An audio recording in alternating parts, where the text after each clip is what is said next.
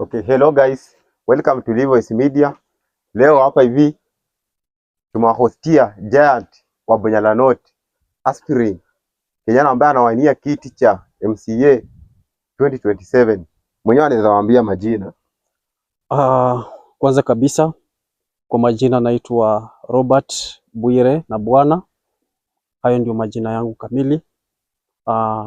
Wacha nichukue fursa hii ya kipekee to apologize because we were supposed to be here last week but I was not available due to it was a day when we were celebrating our women. Tafadhali ongea kwa Kiswahili juu unajua sasa most of people kama hata wamama wanafaa kusikie like Okay, sawa.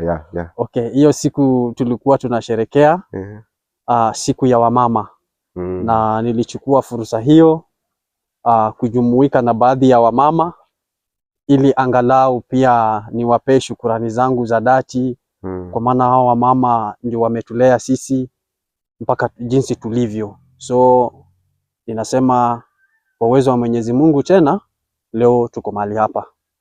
Asante. Mheshimiwa, yes. Jina yako ambayo unatumia, ile jina yako maarufu sana ambayo unatumia kwa politics ni gani? Jina yangu maarufu yenye natumia kwa politics ni Inyanja. Inyanja. Yeah. MCA Inyanja. MCA Inyanja. Watu wa Bunyala North wakujua kama MCA Inyanja. Hiyo wanijue kama MCA Inyanja. Yani like hebu tufafanulie hiyo Inyanja. Mbona umeamua tu Inyanja? Okay. The reason why ama sababu ya kubwa ambayo imefanya mimi nikasema ya kwamba nitumie Inyanja. Unajua Inyanja kwa Kiswahili sanifu ni bahari. Na bahari ni mahali ambapo watu wanaenda kuvua. Unapata ndege like eagles kwa Kinyala inaitwa chihwasi zinakula hapo ndani. Unapata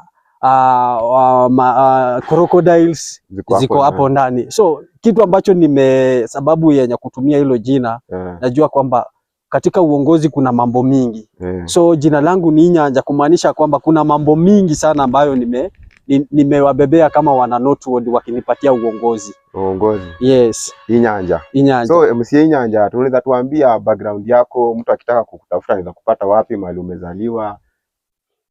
Thank you very much. Asante sana brother Joseph. Mimi nimezaliwa katika kijiji cha Busweti mwaka wa 1994. Mimi mwenyewe nikasomea shule ya Mdembi Primary School. Hapo ndio nilianza shule yangu ya chekechea. Nilipotoka hapo baada ya kufuzu katika mtihani wa darasa la 8 nilijiunga na shule ya Nyambare Secondary School ambapo nilifika kidato cha 3 na kufika kidato cha 3 mimi sikumalizia hapo, nikaenda Burumba Secondary. Hapo ndio nilifanya mtihani wangu wa darasa la 12. Yes. Na sasa Mheshimiwa, umesema ulifika kidato cha ni form 4. Yes. Form 4 si ndio? Uliendelea masomo yako ama baada ya kumaliza form 4 ulibaki tu ulisema ukaachana nayo ama? Sikuachana nayo kabisa. Sikuachana nayo kabisa. Niseme ya kwamba nilikuja nikaketi miaka 2 lakini kwa uwezo wa Mwenyezi Mungu ama kwa mafanikio ya Mwenyezi Mungu nilikutana na muhisani mmoja wakati nilikuwa katika Nakuru County. Ambapo kwa sasa ni waziri. Si ni waziri katika taifa la Kenya. Waziri huyo waziri anaitwa nani? Singependa kwa sababu ya usalama wangu. Singependa nitaje huyo waziri leo hii. MCA amekataa hizi taje huyo waziri ya usalama wake, amehofia usalama wake.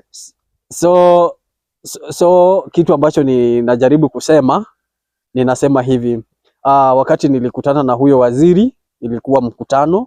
Kwanza ni historia ndefu ambapo vijana walikuwa wameitwa na nikapatiwa fursa ya kuongea.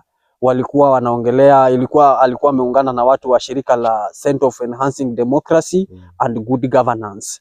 So wakati waliuliza swali, mimi niliinua mkono nikajibu hilo swali. Baada ya kujibu hilo swali kuna mambo mengine pia nilijaribu kuchangia ambayo tulikuwa tunataka, wakaniuliza, waziri akaniuliza mtafutie kijana. So wakati alinipata akaniuliza masomo yangu, nikamuelezea na akaniuliza kwamba unaweza taka kuendelea, nikamwambia ya ninaweza taka kuendelea. So nilifanya human resource. Baada ya kufanya human resource hapo ndio nilikomea. Yes. Ulikomea hapo? Yeah. Ulimaliza kosi yote mzima? Nilimaliza kosi yote. Okay. Sawa. Ukapata kazi? Sijawahi pata kazi yenye inaitwa permanent. Lakini nimefanya kidogo kazi, nimefanya Vita Plant kazi. Vita Plant iko Naivasha. Baada ya kufanya kwa Vita Plant nilirudi nyumbani. Niliporudi nyumbani nikaingia kwa mambo ya ukulima. So kwa saa hii mimi ninafanya sasa, sifanyi tu ukulima wa kawaida, nafanya kilimo biashara. Kilimo biashara, cash crop yani. Unalima nini? Unalima mahindi, unalima, unajua mchele juu huko Bunyalot mostly ni mchele tu. Ninalima vitu mingi, ninalima miwa, ninalima mahindi na ninalima pia mchele. Mmesikia? MCA wenye analima mchele, analima mahindi, analima miwa. Kama unataka miwa, mchele, unaweza mtafuta. Anaweza kupea kwa bei cheap, si ndio? Si kwa bei rahisi. Ni kulingana vile market iko. Juu ya market, si ndio? Sawa sawa. Sasa mheshimiwa, mbona uliamua tu kuwa politician kuliko ungefanya tu hiyo ukulima wako uendelee ama ufanye kitu yote, lakini ukaamua tu lazima, yani ile kitu ilikumotivate ukaamua kuingia kwa siasa? Joseph, kwanza kabisa umeuliza swali nzuri sana. Hilo swali ningependa nilieleze kwa upana ndio watu wajue ni kwa nini niliamua niingie katika ulingo wa siasa kabisa. Kwanza kabisa nikiwa katika shule ya msingi nilianza kuwa kiongozi. Nilikuwa class prefect kuanzia class 3 na nilipofika darasa la 7 nikawa kiranja mkuu.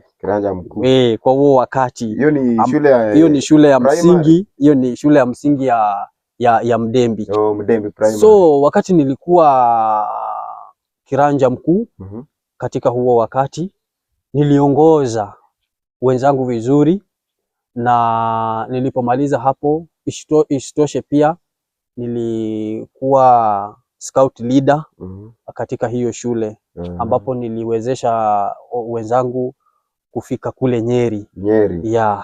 So kutoka hapo